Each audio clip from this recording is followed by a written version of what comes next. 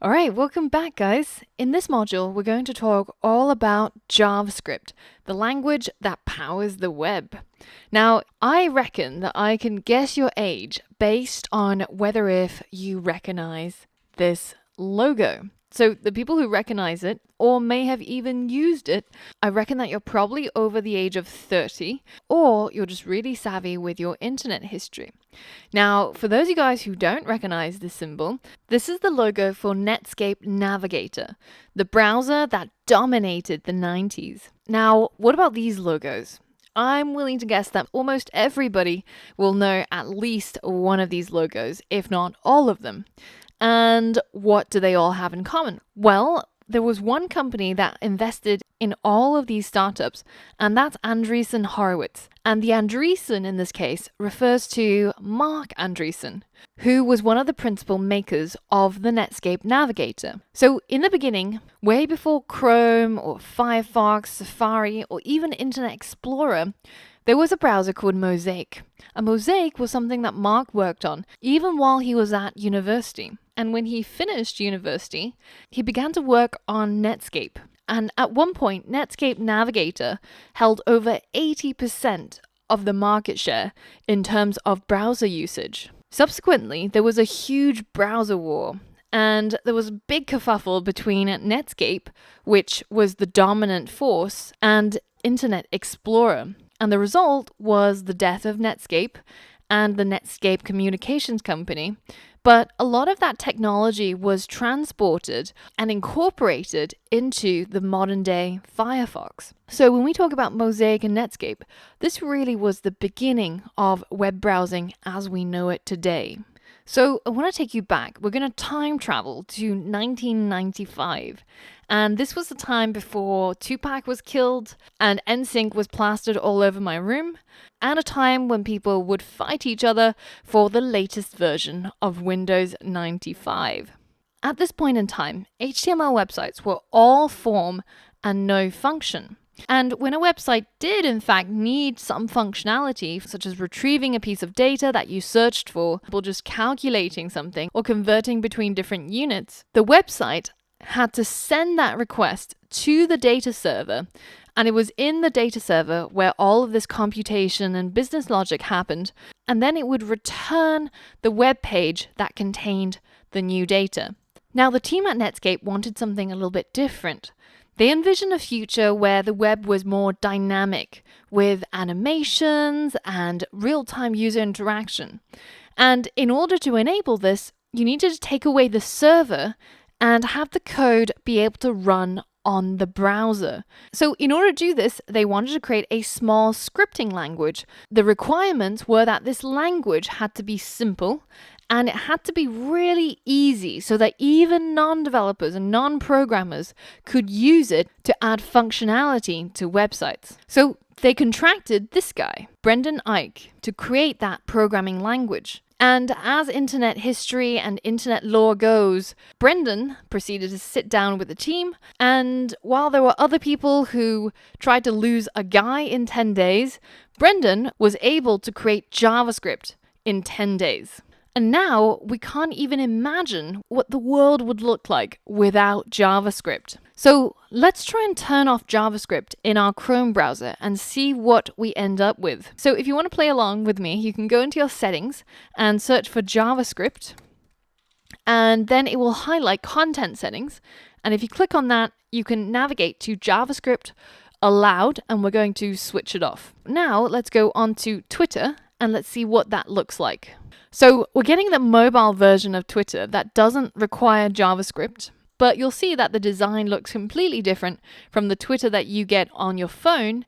And also, if you go onto the compose section and you try to write a tweet, you're missing that really key bit of JavaScript that tells you how many characters you've written and how many you have left. So if you tweeted all of this, you'll get some part of your tweet cut off and you won't even be able to know which part.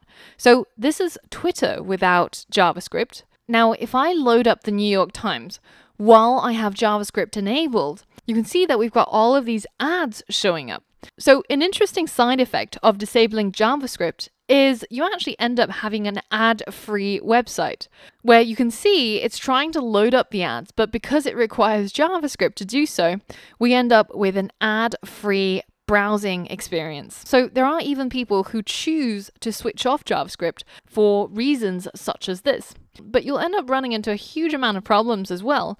For example, sites like YouTube just simply won't even load up with JavaScript disabled. And it's the same problem on Netflix. So the world is actually quite a scary place without JavaScript. And it goes to show just how reliant we've become on this single programming language. The web certainly is dominated by it. Now, JavaScript wasn't even always called JavaScript. In fact, when Brendan first created it, it was actually called LiveScript.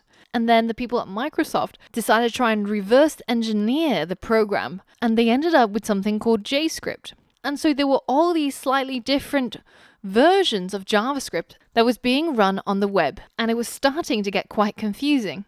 So the Europeans did what Europeans do best, and they decided to standardize the language. And that's where you get the ECMA script from. And that stands for the European Computer Manufacturers Association script. And the only reason why this is interesting is that often you'll see different versions of JavaScript not referred to as JS5 or JS6, but as ES6 or ES7. And the ES comes, of course, from ECMAScript. All right, so enough history. Why is it called JavaScript anyways? What does the script stand for? Well, just as you have scripts in plays where it tells the actors what they should do, the scripting languages does much the same thing with regards to websites. So, for example, let's say that we have a script and we have some actors, Gwyneth Paltrow and Brad Pitt. So obviously we're making a very high-end movie here. So in the script, you might tell your actors that after Gwyneth appears on stage for 1 second, Brad should appear. And then Gwyneth should say hello. And then there's a delay of 1 second when Brad needs to say hello. So this is the script. So this is how it would play out. So by writing these instructions and telling the actors what they should say, we're able to determine how our play should work. Now, in our world of web development, the script is JavaScript, and the actors are, for example, the HTML elements. And Gwyneth would be, say, for example, an H1 element, and Brad could be a paragraph element.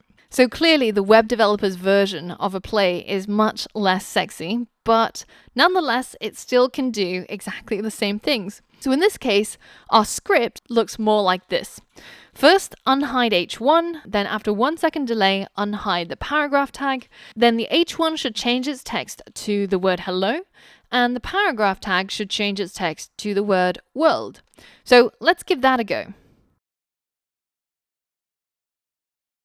There we go. So in this case, we're using our JavaScript to tell our players or our elements what it should do. And this is how scripting languages work. So the other question that I tend to get from students is JavaScript similar to Java?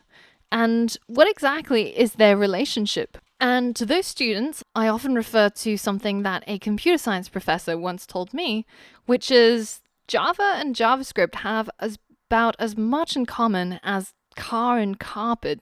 And the only reason why JavaScript was called JavaScript was because in the 90s, the word Java was about as hot as the word blockchain in today's world. And you may or may not have read the story about the Long Island iced tea company, which had its stock double in price almost overnight by simply changing its name to Long Blockchain Company. So that was exactly what happened in the 90s. Everybody wanted the word Java in their name, but JavaScript and Java actually have some big differences.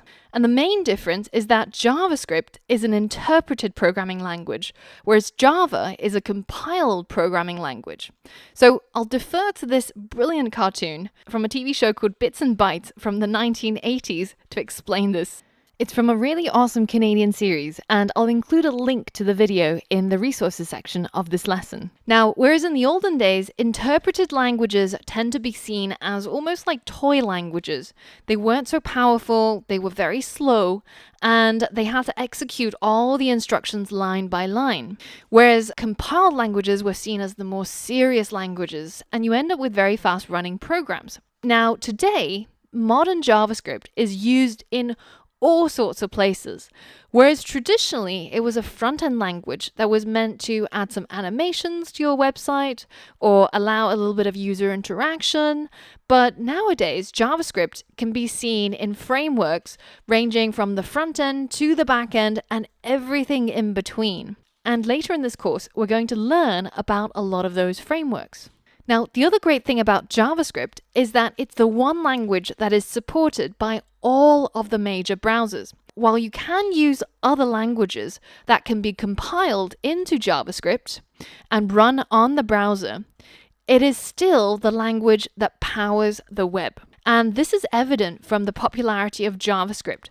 So this is a graph that's compiled by RedMonk, and this is for January 2018. And you can see that at the top right corner, the most popular language of 2018 is still JavaScript, closely followed by Java. So whenever students ask me, what is the language that I should learn first? Or what is the best programming language to become skilled in?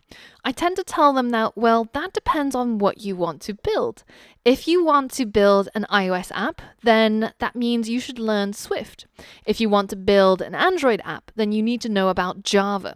But if you want to build websites and web apps, then JavaScript is going to be your close ally. Although if you're not careful, it can also be your enemy. So in the coming lessons, we're going to learn about best practice in terms of using JavaScript and all of the good parts that this language offers. So for all of that and more, I'll see you on the next lesson.